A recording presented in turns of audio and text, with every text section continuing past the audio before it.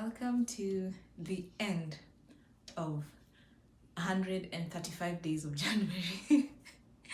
um, this is the legacy table, so allow me to do our weekly toss.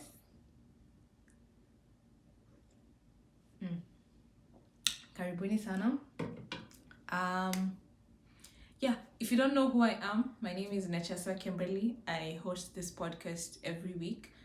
The whole of January, we have been talking about habits and how to have the correct habits. If you haven't looked at my workbook, I'm going to definitely drop the link in this week so that you can have a look at it. It doesn't cost that much, so yeah. Yes, let's get into what I want to talk about today. It's cold out here, so yeah, I'll just dress well. I just thought I should say that. I'm gonna start with something unorthodox, a little bit unorthodox, so to speak. I have been saying that I will be writing stuff. If you don't believe me, I actually write down stuff. So yes, let us talk about what I have learned in January of 2026.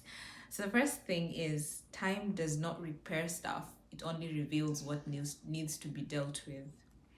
I will leave that to you to think about because I don't feel the need to explain that because people have different takes, but yeah.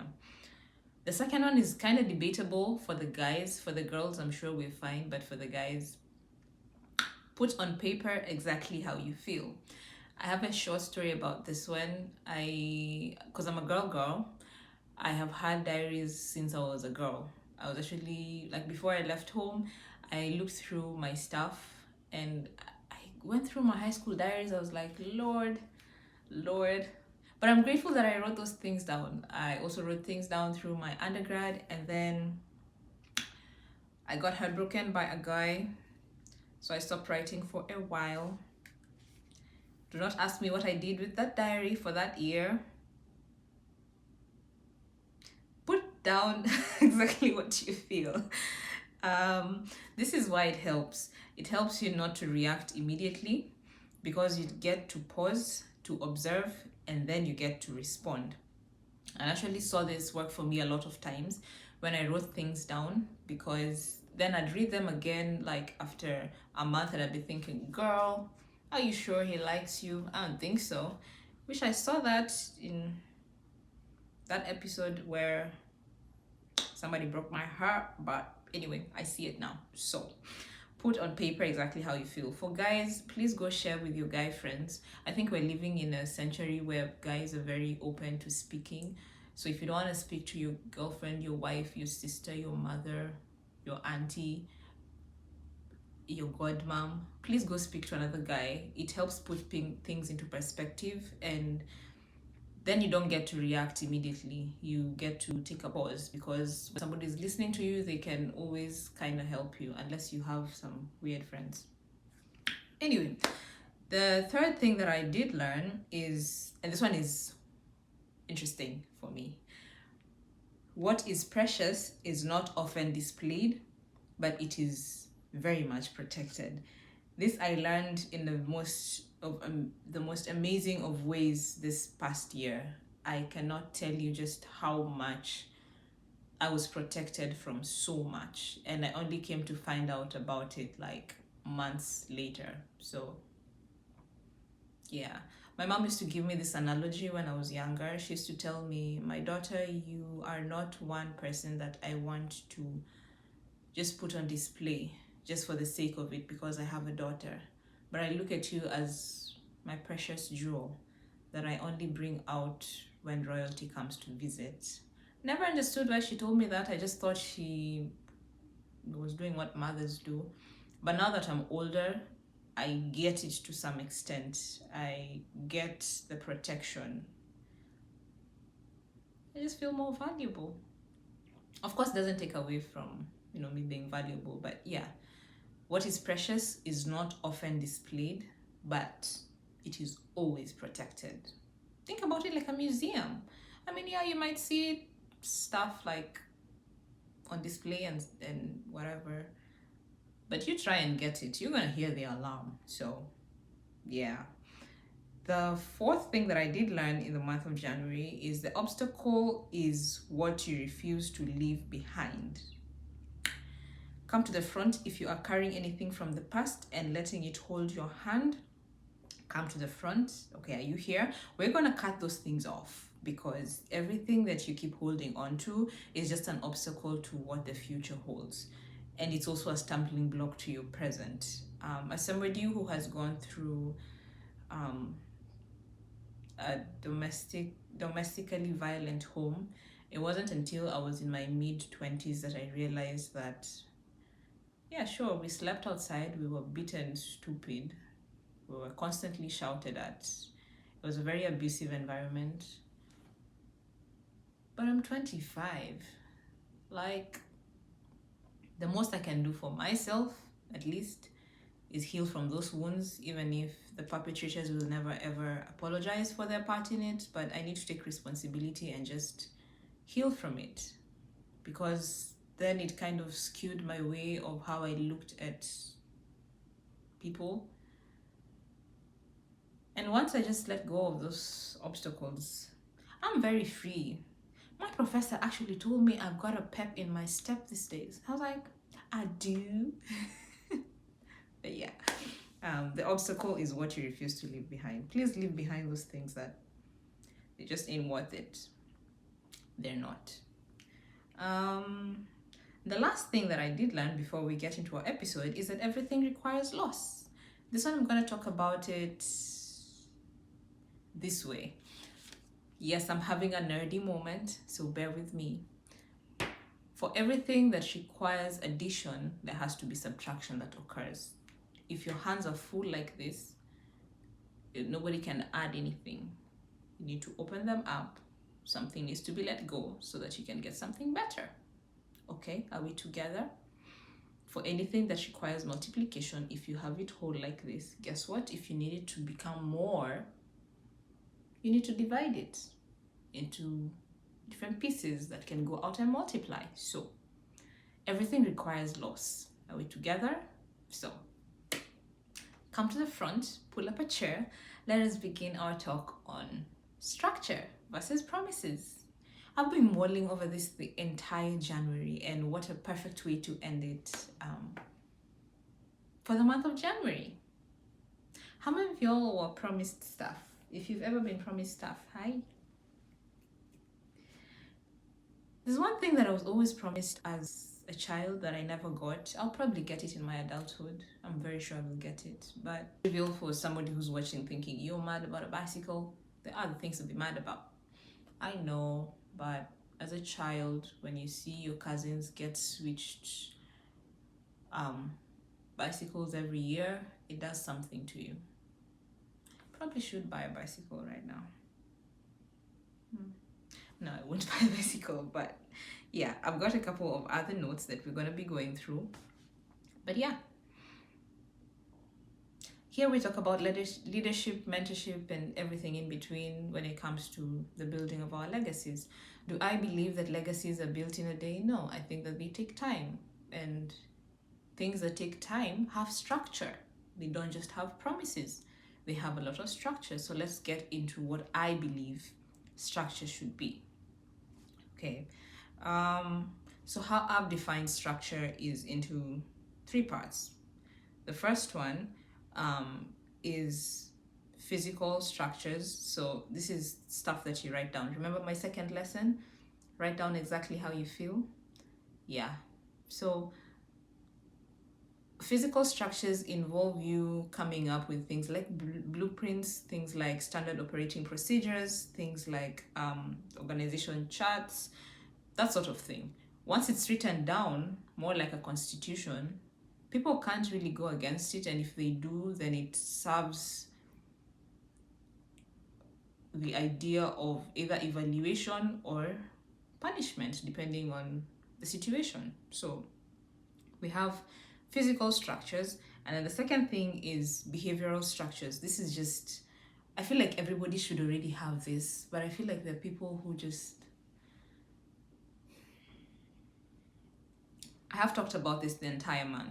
Behavioral structures are your habits, they're your routines, and they are the things that come to you as a consequence of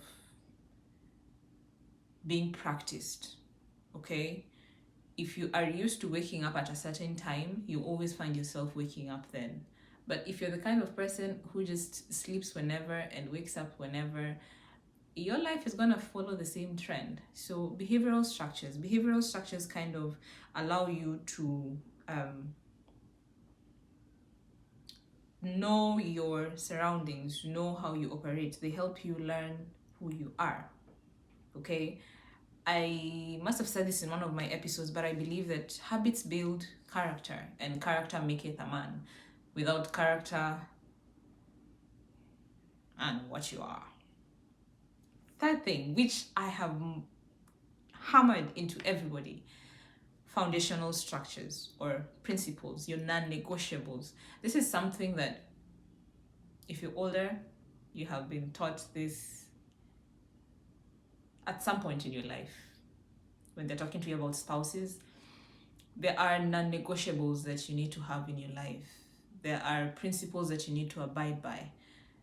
I want to call them a moral clause that is just you. If you're a person of integrity, it's a structure that you abide by. You know that, for example, you don't lie, you don't bribe, that sort of thing.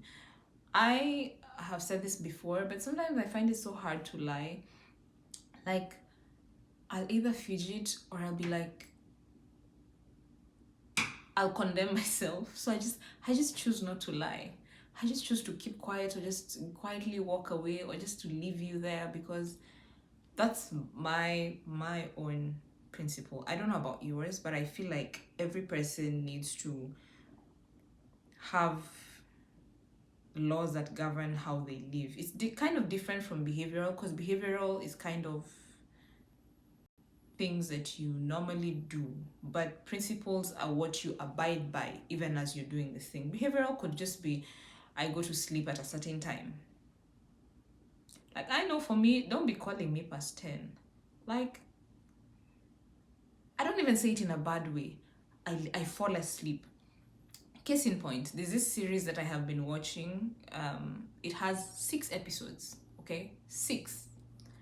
Now, tell me why it took me 3 days to watch the same episode. I have a lot of work in grad school, so like I'll be reading and then I'll come back to the house and you have to cook, you have to shower, you have to prepare, it's just a lot of things to do. And so how I unwind is usually to either read a book, depending on whether I read a lot of chemistry during the day, or just to watch something. So this series, like, to the point where I just asked myself, like this morning I woke up, I was like, oh, where did I even leave it? It's because like once it gets to 9:30, I'm gone. Like, I'm gone. Like, unless I had planned for it, I'm gone. Anyway, I ended up finishing the series this morning because I had a little bit of extra time. But yeah, the foundational structure is kind of just your non-negotiables. What are you not willing to do even when nobody's watching you? No, that's kind of who you are. So I'm going to go over that again. The first one is physical structures, stuff that you write down, laws that govern just stuff. Second one is behavioral structures, just what you do, your habits, your routines. The third one is foundational structures. What are you built on? Like, if somebody was to come approach you and say they either want to make a deal with you, business deal, if they say they want to collaborate with you, what are you going to say are your non-negotiables? As a creator, what do you say? I'm willing to do ABCD. Would you say, I'm willing, for example, if you're a girl, I'm willing to dress this way, or I'm willing to not have makeup, or I'm willing to have my hair like this, simple things, or I'm willing to talk about ABCD. I was approached about writing a book a couple of years ago, and one of the things that I was very particular about is I don't write anything about the occult because I don't believe in it. It's not my style. I also don't write vulgar stuff. I think I'm one of those people, if a vulgar word comes out of my mouth, I'll be repenting all day. I'll be like, Lord, I'm sorry, I did not, it's a principle, okay? Yeah, I've gone on and on about that. If I compare the idea of structures versus promises, promises are in they're born out of good intention, but you can't really audit promises because on what basis are you auditing them? Promises tag on people's emotions, promises tag on an undefined future, promises tag on the loopholes that have been caused by other people, but structure is there to actually close up all of these things. Because if somebody comes to you with a written down document and they don't deliver on that document, then you have something to contest. But if somebody just, comes to you and promises you stuff and doesn't ever write it down anywhere, then you can't really do anything to them. It's just how it is. So that's the difference between promises and structures, and I think that structures are way better for the functionality of the human race because people can lie. Anyway, I'm going to talk a little bit about, because this podcast is about leadership and mentorship. I'm big on teamwork. So if you know me personally, you know that I have led younger people for quite some time. And one of the things that I used to do, I'm getting back into it right now. One of the things that things that I love to do is to put people in teams. If I was to go off somebody's promise to do better, there's no actionable plan that I can crucify them or judge them on, or just like they just promised and there's not much I can do. But if we have teams that work together and they write stuff down, stuff that they hope to achieve, then we can always evaluate and reevaluate to kind of figure out where are we. I think having structures defines the environment within which you work. Structures define how people relate with each other. Structures define boundaries. And structures at the end of the day are guiding principles within which we can also mentor people to become better. When I think about the idea of mentorship is not just based off of I promise you will be better one day, because what happens if the person is not? Then what? But if you have a structure and you write it down and you have mechanisms within which you can be able to achieve said goals, then I believe anything is attainable. Structures are often written down like procedures. I'm a chemist, so obviously I'm going to talk about procedures. One of the things that we hammer or is hammered into us is that there needs to be a procedure manual. So it says you obtain X sample, you take X sample through Y process. When it goes through that, then we get this product say B. Product B is then stored in flask C. You see, it's written down so you know where to find the error. If it's a promise, you ain't got no clue where the error occurred. So it's just word of mouth. And one of the reasons why I love structure is because it introduces the idea of definition, and it just makes life easier. Just think about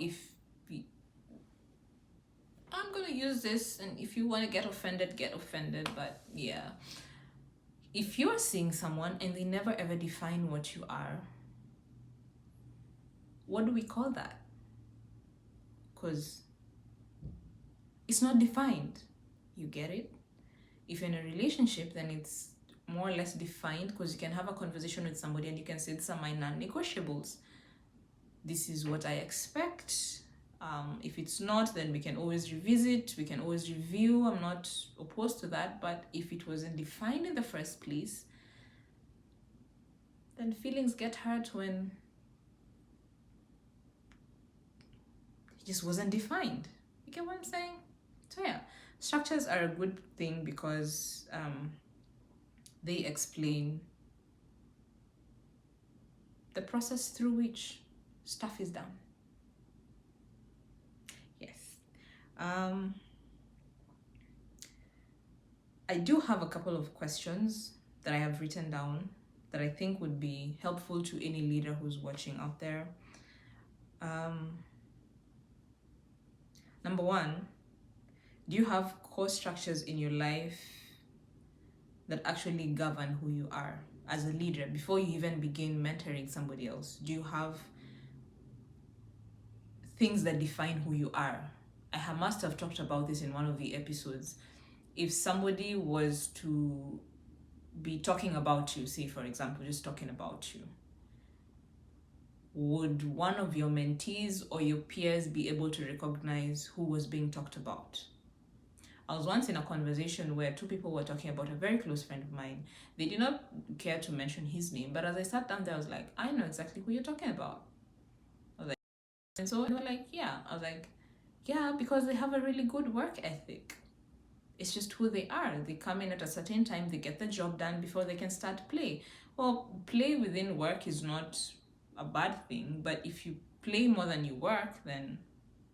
But structures help. So, do you have core structures in your life that define who you are, that you can pass on to the next generation? Or do you just want to promise them stuff when you yourself don't have your life in order? The second thing is motivation is fine, but do you have repeatability? This is something that I learned that I was very excited about. So we're having a presentation about different papers in class, and one of the things that kept coming up was repeatability. The idea of having an experiment in the chemical purview is that if you repeat the procedure over and over, it should give you the same results. That means it's repeatable. You can reproduce the same thing with perhaps a different sample to get different results, but your procedure needs to be repeatable. So the question would be, do you have repeatability in your structure so that it stands firm, or do you just have good vibes and inshallah? The third thing is, while outcomes are very important, the only thing that you can reliably control is your process. The idea of having a structure is to know what to do when A does not, well, when A turns to C and whatnot. But you also need to understand that sometimes within your process, outcomes can vary. Outcomes can vary. So you also need to have a structure within you that you're able to adapt. I think one of the competencies of any great leader is adaptability. So within your structure, can you adapt to different methods that are well defined? Can you sit down and review what you have on paper and kind of change it so that it can fit your system? I know one coach who refused to change his system and it cost the team badly. If you are a soccer fan, you probably know who I'm talking about. I wish I did not have to talk about soccer, but here we are. And the fourth thing is, are your structures measurable? Can we measure progress? Because they need to be measurable. They can't just be stuff. Otherwise, it's just going to be promises that you keep making or motivational talks that don't really help anyone. So your structures need to be measurable. If they're not, then I don't know what you're doing.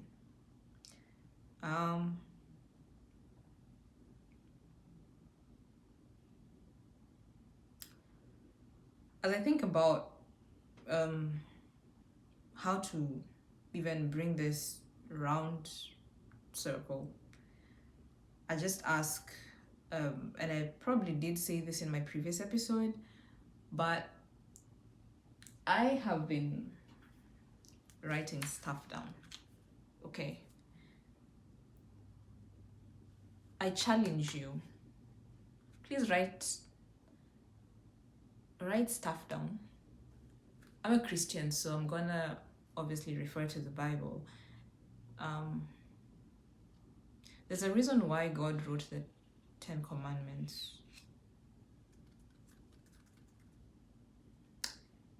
There's also a reason why he said, I don't remember in which book, it should be in the Old Testament, but he said, write these things down. Write it down.